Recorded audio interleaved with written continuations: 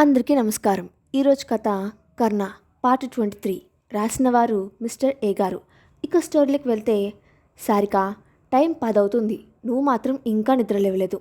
అమ్మ హాస్టల్లోనూ timing maintain చేసి ఇంటి దగ్గర మెయింటైన్ చేసి ఇంకా నాకు కాస్త రిలీఫ్ అన్నది లేదా? అదిగో శ్రీ కూడా నీతోనే ఉంటుంది, కానీ చూడు అది అప్పుడే లేచి రెడీ అయింది. ఇంకా సావిత్రి బాధ భరించలేక రెడీ అవ్వడానికి వాష్రూమ్లోకి వెళ్తుంది సారిక. రెడీ అయ్యి టిఫిన్ చేయడానికి కిందకి వెళ్తుంది. తను వెళ్ళేసరికి వంశీ, ప్రకాష్, శ్రీ కూర్చొని మాట్లాడుకుంటూ ఉంటారు. సారిక, ఏంటన్నయ్య శ్రీని ఏదో అడుగుతున్నారు? వంశీ, అదేం లేదు సారిక, మీ కాలేజ్ ఎలా ఉంది, నీకు నచ్చిందా లేదా అని అడుగుతున్నా. రే, నువ్వు దాన్ని ఏం అడిగావో నాకు తెలుసు, కానీ తెలుసా? అయితే చెప్పు చూద్దాం.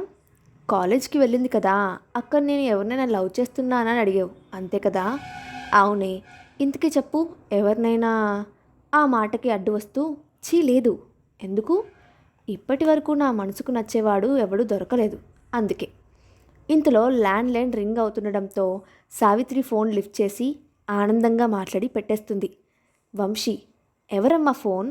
సావిత్రి, యుఎస్ నుండి వంశీ, రేపు కావ్య వస్తుందంట ఇక్కడికి. కావ్య వస్తుందా? రే, నీ ఫేస్ ఏంటి అంతా వెలిగిపోతుంది అని సారిక అంటుంది. హే నువ్వు ఆగు, అయినా తను ప్రతి సంవత్సరం వస్తుంది కదా, మరి నువ్వు అంత సంతోషపడుతున్నావే అమ్మా? కావ్యతో పాటు శౌర్య కూడా వస్తున్నాడు అని సావిత్రి అంటుంది. శ్రీ, అన్నయ్య వస్తున్నాడా? అవును, అంతేకాదు ఇక నుండి శౌర్య ఇక్కడే ఉంటాడట. నిజమా అత్తయ్య?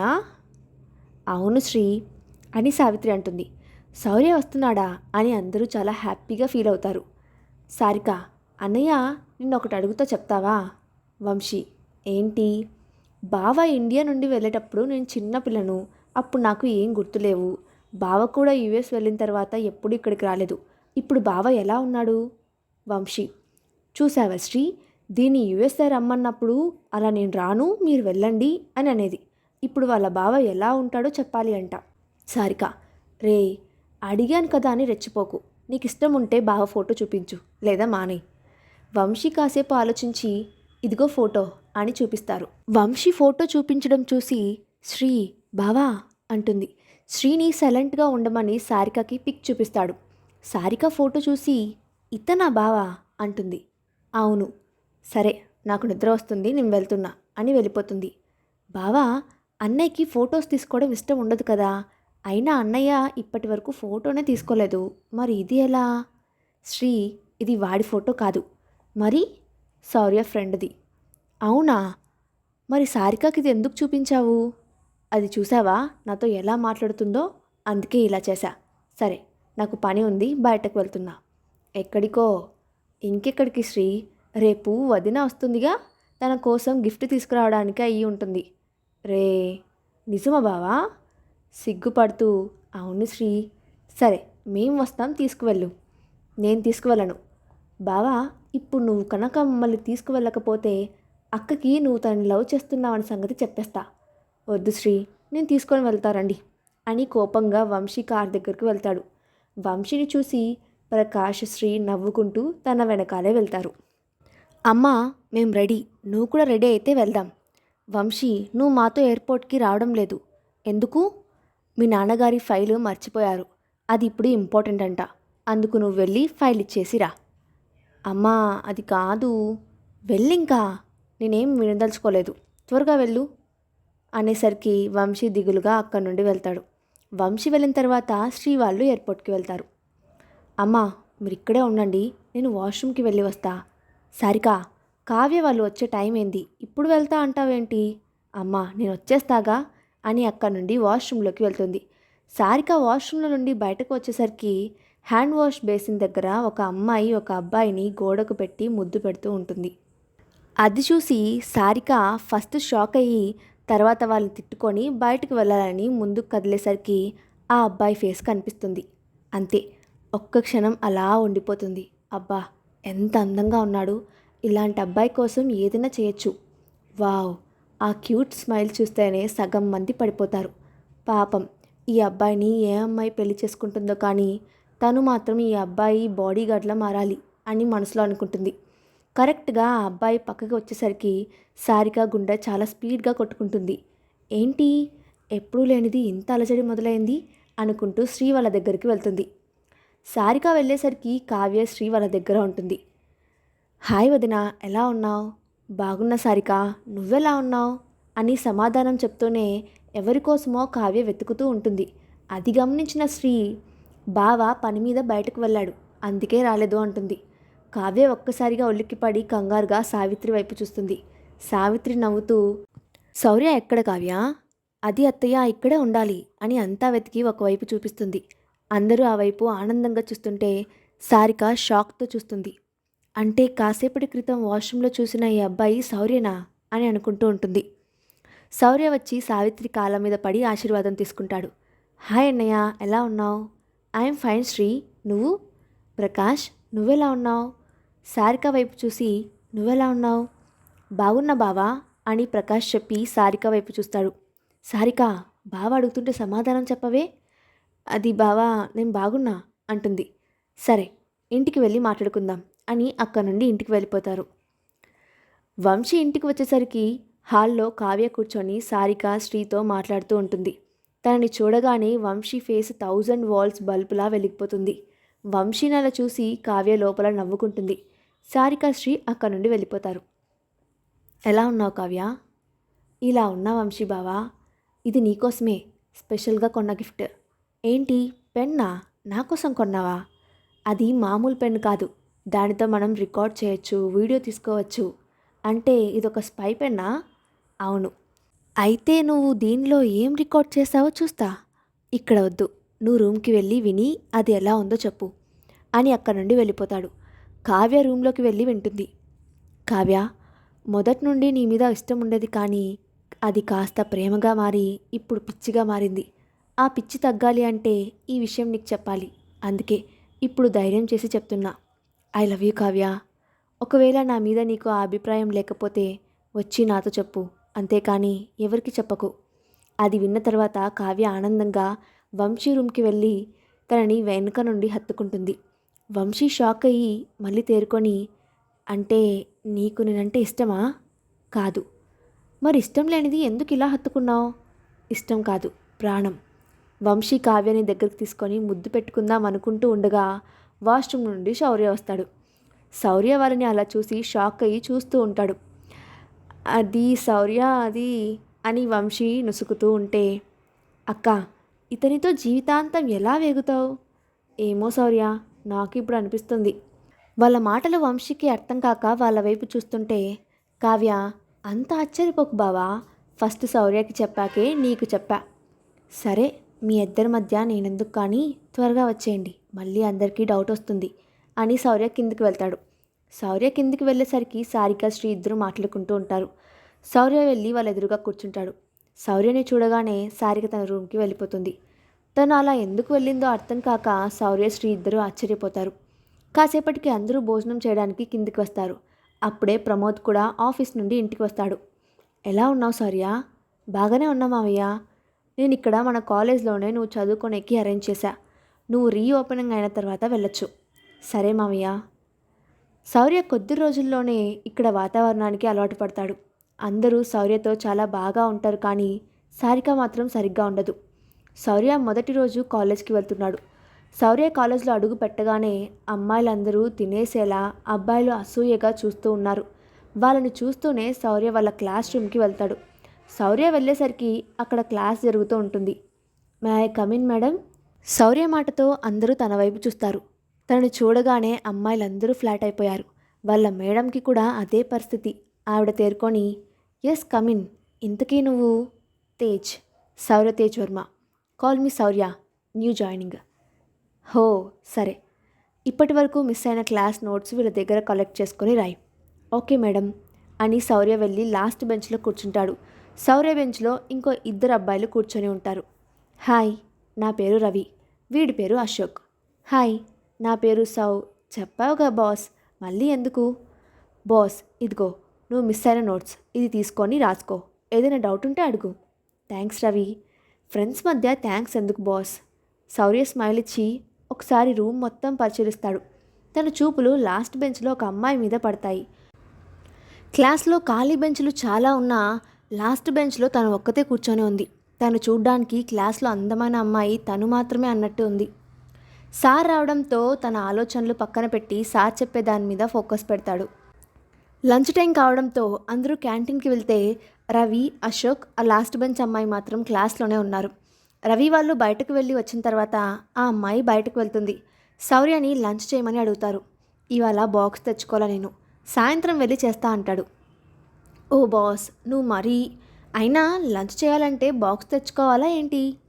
వాళ్ళ మాటలకి శౌర్య అర్థం కానట్టు ఫేస్ పెడతాడు. వాళ్ళ శౌర్య పరిస్థితి అర్థం చేసుకొని వాళ్ళతో తెచ్చుకున్న ఎక్స్ట్రా ప్లేట్ తీసి శౌర్య ఎదురుగా పెట్టి రవి, అశోక్ వాళ్ళ ఫుడ్ని షేర్ చేస్తారు.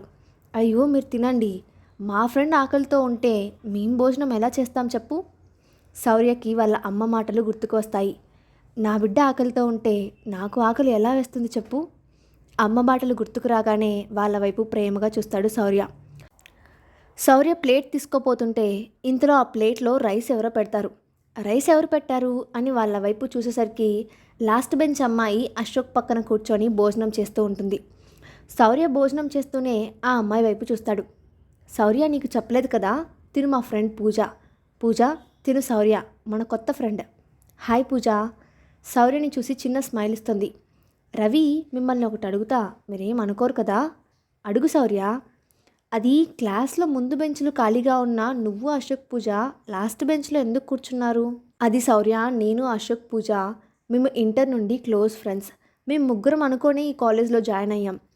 ఫస్ట్లో మాతో అందరూ బాగానే కలిసి ఉండేవారు. మేము ఫస్ట్ ఇయర్ లాస్ట్లో ఉన్నప్పుడు మా పక్క బ్రాంచ్లో శ్రవణ్ అనేవాడు పూజకి ప్రపోజ్ చేశాడు. దాన్ని పూజ రిజెక్ట్ చేసింది. దానికి శ్రవణ్ తన మీద కోపం పెంచుకొని క్లాస్లో ఎవరిని తనతో మాట్లాడకుండా చేశాడు. అయినా తను అందరికీ చెప్తే వాళ్ళు మీతో ఎందుకు మాట్లాడకుండా ఉన్నారు? ఆ శ్రవణ్ చైర్పర్సన్ అయిన హర్షవర్ధన్ గారి అబ్బాయి. అందుకే తన మాట వినకపోతే వాళ్ళని ఏం చేస్తాడో అని భయపడి మానేశారు. కానీ మేము చిన్నప్పటి నుండి ఫ్రెండ్స్ అవ్వడం వల్ల మేము పూజతో రోజు మాట్లాడుతున్నాం. అన్ని చేసినా పూజ వాడి ప్రపోజల్ యాక్సెప్ట్ చేయలేదు అని మా ముగ్గురికి క్యాంటీన్లోకి ఎంట్రీ లేకుండా చేశాడు. అందుకే మేము వాళ్ళతో కాకుండా వేరేగా కూర్చుంటాం. శౌర్య, ఇంత జరుగుతున్నా మీరెవరికి కంప్లైంట్ చేయలేదా? చేశాం శౌర్య, కానీ యూజ్ లేదు. ఎందుకు? వాడు చైర్పర్సన్ కొడుకు కావటం వల్ల ఎవరూ ఏం చేయలేమంటున్నారు. మరి మీరు కాలేజ్ మారిపోవచ్చు కదా? మారిపోవచ్చు, కానీ ఇక్కడ ఇలా జరిగింది అని పూజ వాళ్ళ నాన్నకు తెలిస్తే తనని చదువు మానిపించేస్తారు. సరే, నా గొడవ ఎందుకు, కానీ రేపు సండే కదా, మీ ప్రోగ్రామ్ ఏంటి? నేను అశోక్ మూవీకి వెళ్తున్నాం పూజ. మరి నువ్వు? నేను కూడా మీతో జాయిన్ అవుతా. మరి నేను?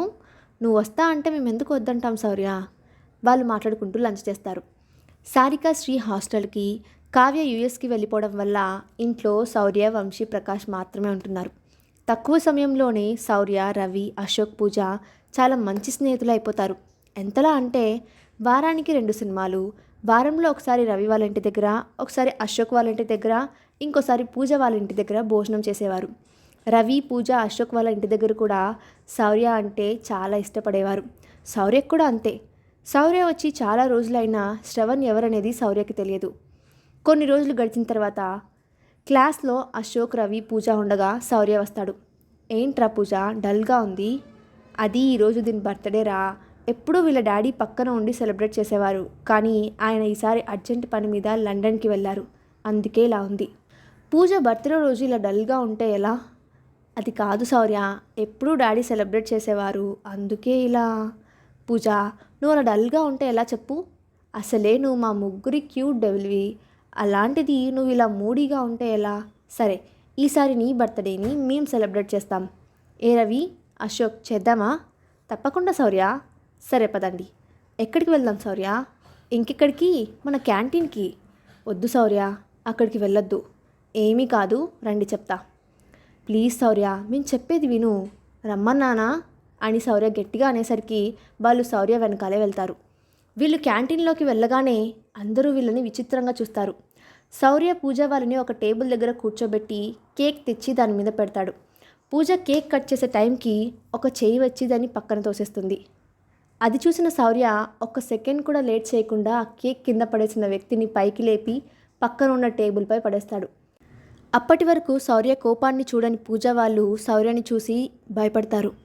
శౌర్య కొంచెం నార్మల్ అయ్యి ఆ వ్యక్తిని లేపడానికి వెళ్తుంటే ఒక వ్యక్తి వెళ్ళి కింద పడ్డవాణ్ణి లేపుతాడు. శౌర్య, తనే శ్రవణ్, అని రవి ఒక వ్యక్తి వైపు చూపిస్తూ చెప్తాడు. శ్రవణ్ కోపంగా శౌర్య దగ్గరికి వస్తాడు. రే, మిమ్మల్ని క్యాంటీన్ లోపలికి రావద్దు అని చెప్పా కదా, అయినా మీరు ఎందుకు వచ్చారు? అది చెప్పడానికి నువ్వెవరు? నన్ను అడగడానికి నువ్వెవరు? నేను పూజ వాళ్ళ ఫ్రెండ్. వాళ్ళకి ఇక్కడ ఎంట్రీ లేదు, ఇంకా నీకెలా ఉంటుంది? శ్రవణ్, ఇప్పటి వరకు జరిగింది మర్చిపోయి ఫ్రెండ్స్లా ఉందాం. రే, అసలు ఎవడ్రా నువ్వు? ముందు మీరు మర్యాద ఎక్కడి నుండి వెళ్ళిపోండి. లేకపోతే మీ పూజకి ఫస్ట్ కిస్ ఇస్తా. రే అని శౌర్య ముందుకు వస్తుంటే శ్రవణ్ ఫ్రెండ్స్ వెళ్ళి శౌర్యని పట్టుకుంటారు. శ్రవణ్ పూజ దగ్గరికి వెళ్తూ ఉంటాడు. రవి, అశోక్ తనని ఆపడానికి ప్రయత్నిస్తున్నా వాళ్ళ వల్ల కావడం లేదు. ఇంకో 2 అడుగులు వేస్తే పూజను చేరుకుంటాడు అనగా శౌర్య ఒక్కసారిగా తనని పట్టుకున్న వాళ్ళని వదిలిస్తాడు. దానితో వాళ్ళు పక్కకి పడిపోతారు. అప్పుడే శౌర్య షర్ట్ కూడా చిరిగిపోతుంది. శ్రవణ్ శౌర్య వైపు చూసేసరికి శౌర్య కోపంతో ఊగిపోతూ ఉంటాడు. శౌర్య వెళ్ళి శ్రవణ్ కాలర్ పట్టుకొని తనని కొత్తడానికి చేయి పైకి లేపగానే అటుగా వెళ్తున్న ప్రిన్సిపల్ చూసి శౌర్య దగ్గరికి వచ్చి శౌర్యని ఆపుతాడు. శౌర్య, తని వదిలేయి. సార్, వీడు పూజను నేను చెప్తున్నా కదా, వదిలేయి. శౌర్య శ్రవణ్ని వదిలి పూజ వాళ్ళ దగ్గరికి వెళ్తాడు. శౌర్య, నీ షర్ట్ చిరిగింది, వెళ్ళి నా బ్యాగ్లో అశోక్ షర్ట్ ఉంది, వెళ్ళి చేంజ్ చేసుకోనరా. సరే పూజ. శౌర్య షర్ట్ చేంజ్ చేసుకోవడానికి వెళ్తాడు. సార్, వాడు నా మీద చేయి వేశాడు, అంతేకాదు ఇక్కడున్న నా ఫ్రెండ్స్ని కూడా కొట్టాడు. వాడిని వెంటనే కాలేజ్ నుండి పంపేయించేయండి. బాబు శ్రవణ్, అలా ఎలా పంపించేస్తాం చెప్పు? సార్, నేను ఈ కాలేజ్ చైర్పర్సన్ కొడుకుని, నేను చెప్తున్నా, వాడిని ఇక్కడ నుండి పంపించేయండి. అది కుదరదు శ్రవణ్. ఎందుకు?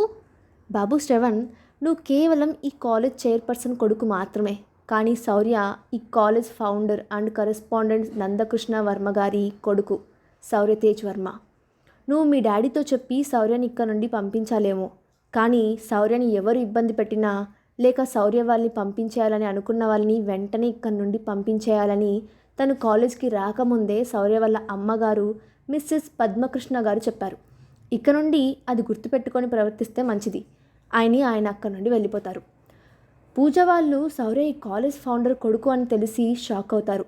శ్రవణ్ అక్కడ నుండి వెళ్ళిపోయిన తర్వాత శౌర్య వస్తాడు. హే పూజ, ఏంటి అలా ఉన్నారు?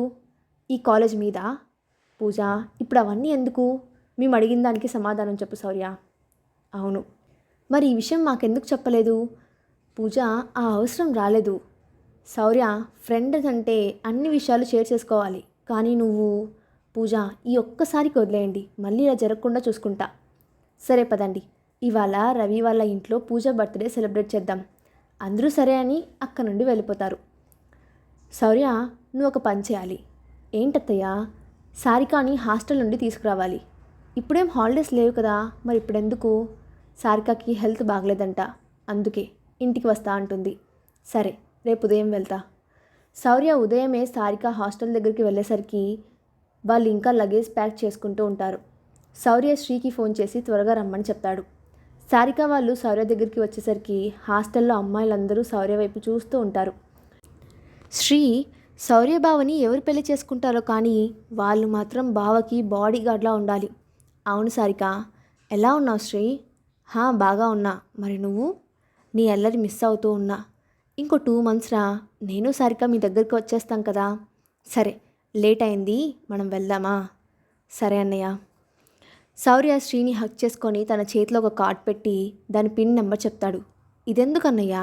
అది నా పర్సనల్ కార్డ్, నీకు ఏదైనా అవసరం అయితే వాడుకో. నాకేం అవసరం ఉంటుందన్నయ్య? ఏమో, ఎవరికి తెలుసు. సరే, మేము బయలుదేరుతాం. శౌర్య సారిక అక్కడి నుండి బయలుదేరుతారు. కార్లో. సారిక, నిన్నొకటి అడగనా? అడుగు బావా. నాతో ఎందుకు సరిగ్గా మాట్లాడడం లేదు? అదేం లేదు బావా అని తడబడుతూ చెప్తుంది. అదిగో, నువ్వు ఇప్పుడు కూడా తడబడుతూ సమాధానం చెప్తున్నావు. అది కాదు బావా. పోనీ నేను చెప్పనా? నీకు తెలిస్తే చెప్పు. ఆ రోజు నువ్వు నన్ను ఎయిర్పోర్ట్లో అలా చూసి నా మీద ఒక ఒపీనియన్కి వచ్చావు కదా. అవును బావా, నేను ఆ రోజు ఆ అమ్మాయితో అలా ప్రవర్తించడానికి కారణం ఉంది. అది ఆ అమ్మాయి ఎక్కువ రోజులు బ్రతకదు, అందుకే ఆ అమ్మాయి ఆ విషయం చెప్పి నన్ను ఒక్క కిస్ ఇమ్మంది, కానీ నేను ఒప్పుకోలేదు. తను చాలా రిక్వెస్ట్ చేస్తే ఒప్పుకున్నా, కానీ నువ్వు అవేవి తెలియకుండా నాతో సరిగ్గా మాట్లాడడం కూడా లేదు. సారీ బావా, అంటే నాకు ఆ విషయం తెలియదు కదా. సరే, ఇప్పటి నుండి అయినా నువ్వు మామూలుగా ఉంటావా లేదా? తప్పకుండా ఉంటా బావా. అలా వాళ్ళు మాట్లాడుకుంటూనే ఇల్లు చేరుకుంటారు. కరెక్ట్గా లంచ్ టైం కావడంతో వెళ్ళగానే ఫ్రెష్ అయ్యి భోజనం చేయడానికి వచ్చేస్తారు. సారిక భోజనం చేసేటప్పుడు చాలా డల్గా ఉంటుంది. శౌర్య సారికాని గమనిస్తూనే భోజనం చేస్తాడు. శౌర్య భోజనం చేసి తన రూమ్కి వెళ్ళిపోతాడు. సారిక కూడా భోజనం చేసి తన రూమ్కి వెళ్తుంది. సారిక రూమ్కి వెళ్ళి డోర్ లాక్ చేసుకొని బెడ్పై కూర్చొని ఆలోచిస్తూ ఉంటుంది. ఇంతలో తన ఫోన్ రింగ్ అయ్యేసరికి ఫోన్ నంబర్ చూసి చిరాగ్గా పక్కన పడేస్తుంది. ఫోన్ పదే పదే రింగ్ అయ్యేసరికి ఫోన్ లిఫ్ట్ చేస్తుంది. ఎందుకు ఫోన్ చేశావు? ప్లీజ్ మర్యాదగా నీ దగ్గర ఉన్న ఫొటోస్ వీడియోస్ డిలీట్ చేయి ప్లీజ్, నేను ఆ పని చేయలేను అంటూ ఫోన్ పెట్టేసి ఏడుస్తుంది. సారిక ఏడుపు ఆపి తన పిల్లో కింద పెట్టిన చిన్న చాకు తీసుకొని తన చేతిపై పెట్టుకొని చేయి కోసుకోవడానికి చూస్తుంది. ఇంకా ఉంది. తర్వాత ఏం జరిగిందో నెక్స్ట్ అప్డేట్లో చూద్దాం. అక్షర దోషాలుంటే క్షమించండి. అండ్ అప్డేట్ ఎలా ఉందో మీ ఒపీనియన్ని కింద కామెంట్ బాక్స్లో షేర్ చేయండి. Thanks for watching.